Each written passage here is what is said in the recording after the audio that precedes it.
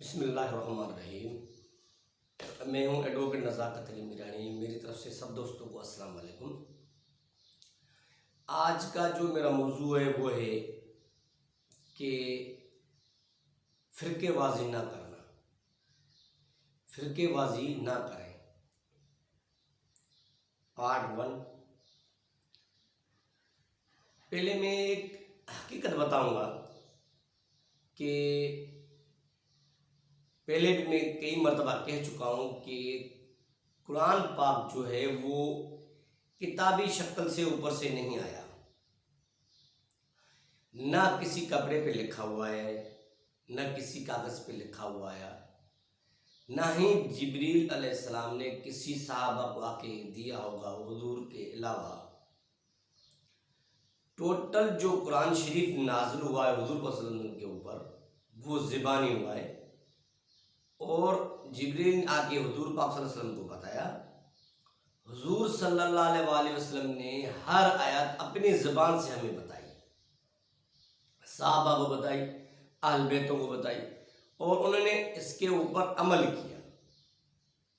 यानी इसका मकसद ये है कि कुरान पाक जो नाज़िल हुआ हुजूर पाक सल्लल्लाहु अलैहि वसल्लम के ऊपर वो सारा का सारा हुजूर ने अपनी ज़बान मुबारक से बताया और हदीस भी अपनी ज़ुबान मुबारक से। ये तो सब एतराफ़ करते हैं, हकीकत भी है। लेकिन एक अंडरस्टूड बात और सोचने के हिसाब से मैं हमेशा ये बताता हूँ कि कुरान शरीफ की आयतें बताने वाली भी ज़बान मुबारक एक और हदीसें बताने वाली ज़बान मुबारक भी एक। क्योंकि हदीस जो है वो कुरान पाक की तशरीह है, comprehension of the Holi Quran, comprehension of the versus of the Holi Quran.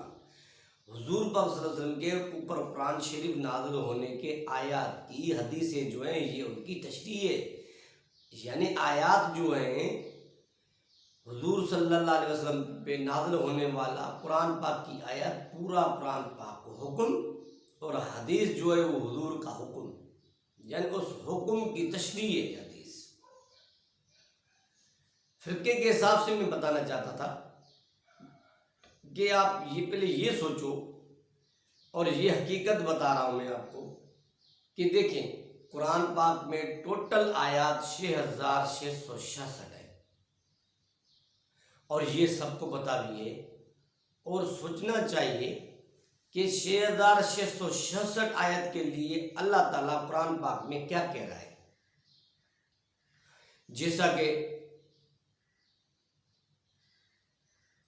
सूरह फातिहा के बाद पहले से पारे में अल्लाह तबारक व तआला क्या कह रहा है कि ला रैब फीह, इसमें झूठ नहीं है किसी किस्म का भी, शक भी नहीं करना, सोचना भी नहीं।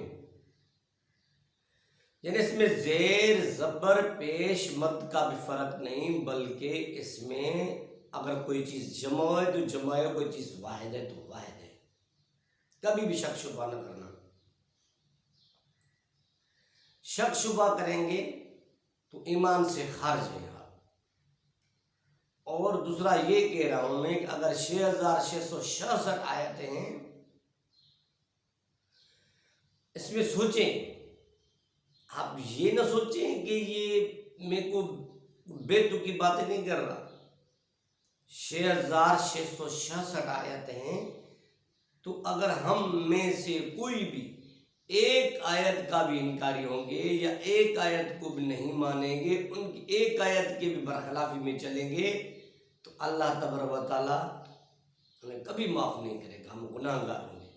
हम हुजूर पाक सल्लल्लाहु अलैहि वसल्लम के सामने कैसे जाएंगे? महशर के मैदान में उसके सामना कैसे करेंगे हम? क्योंकि आयात कुरान शरीफ बताया तो हमारे हुजूर ने ना, डायरेक्टली तो हमारे पास कुरान पाक नहीं आया। इसके ऊपर अमल करना यानी हुजूर की फर्माबरदारी, हुजूर की फर्माबरदारी है इसमें। अब वो एक आयत जो मैं बताना चाहता हूँ 6666 आयत, अगर आप 6665 आयत के ऊपर अगर आप अमल करते हो और एक पे नहीं करते तो फिर फिर भी गुनाहगार हो जाएंगे, फिर भी इनकारी हो जाएंगे, फिर भी मुनकर हो जाएंगे, मुनाफिकीन बन जाएंगे, मुनाफिक बन जाएंगे। अब एक आयत है हुजूर पाक सल्लल्लाहु अलैहि वसल्लम के पास, जब अल्लाह ने ये आयत भेजी, दी तो हुजूर को ना, बताया तो हुजूर को ना, कहे तो हुजूर सल्लल्लाहु अलैहि वसल्लम को है ना, कि वअत्सिम बिल्लाह जमिया वला तफरकू, कि अल्लाह की रस्सी को मजबूत से पकड़ना, पकड़ो। अब देखो इसमें है तो प्रेजेंटेशन, अल्लाह की रस्सी को मजबूत से पकड़ो और फिरका न करना, यानी जुदा जुदा न होना, वला तफरकू, जुदा न होना एक दूसरे से, मुत्तहद होना। अब इस आयत के ऊपर ये जो आयत है, ये आयत जो है, ये इशारा सिर्फ फिरकों के ऊपर नहीं कर रही। ये उस वक्त तो ये जितने भी आजकल फिरके हैं, नाम नहीं लेने चाहिए, जितने भी फिरके हैं, एक मजबूरन मिसाल के तौर पर नाम ले रहा हूँ, जिसे कोई वहाबी कहला रहा है, कोई देवबंदी कहला रहा है, कोई शिया कहला रहा है, कोई बरेलवी कह रहा है, कोई अहले हदीस है, कोई अहले सुन्नत वल जमात है, पता नहीं कितने अहले कुरान, अहले हदीस।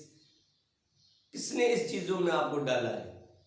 और एक दूसरे को तंज करना, मौलवी, डॉक्टर, इंजीनियर, मुफ्ती, आलिम वाला। अल्लाह तबारक व तआला इस आयत में मना कर रहा है फिरकों कि उस जमाने में ये फिरके तो नहीं थे ना, तो उस जमाने में ये किसके, कहाँ ये इशारा जा रहा है, वला तफरकू, ये इशारा जो जा रहा है उस जमाने में कहाँ जा रहा है? उस वक्त तो ये फिरके थे ही नहीं। आयत जब नाज़िल हुई हुजूर पाक सल्लल्लाहु अलैहि वसल्लम के ऊपर, हुजूर सल्लल्लाहु अलैहि वसल्लम के ऊपर नाज़िल हुई, यानी ये आयत जब लेकर आया हुजूर सल्लल्लाहु अलैहि वसल्लम के पास जिब्रील, तो किसको कह रहा है? पहले तो डायरेक्टली हुजूर सल्लल्लाहु अलैहि वसल्लम को कह रहा है, हमें समझाने के लिए कि वअत्सिम बिल्लाह जमिया वला तफरकू, अल्लाह की रस्सी को मजबूत से पकड़ो और जुदा न हो, अलग अलग न हो, तफरके में न पड़ो। उस वक्त तो फिरके नहीं थे। अब ये इशारा कहाँ जा रहा है? बहुत बड़ी सोचने की बात है।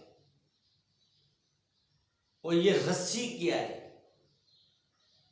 ये रस्सी को मजबूती से पकड़ो। हुजूर बता तो जिब्रील हुजूर सल्लल्लाहु अलैहि वसल्लम को रहे हैं ना, लेकिन हमें समझाने के लिए। और वला तफरुका का इशारा उस जमाने में कहाँ जा रहा है? और ये इशारा, ये तरतीब अगले वीडियो में बताऊंगा, पार्ट 2 में। तब तक के लिए मुझे इजाज़त दें। अल्लाह हाफिज़।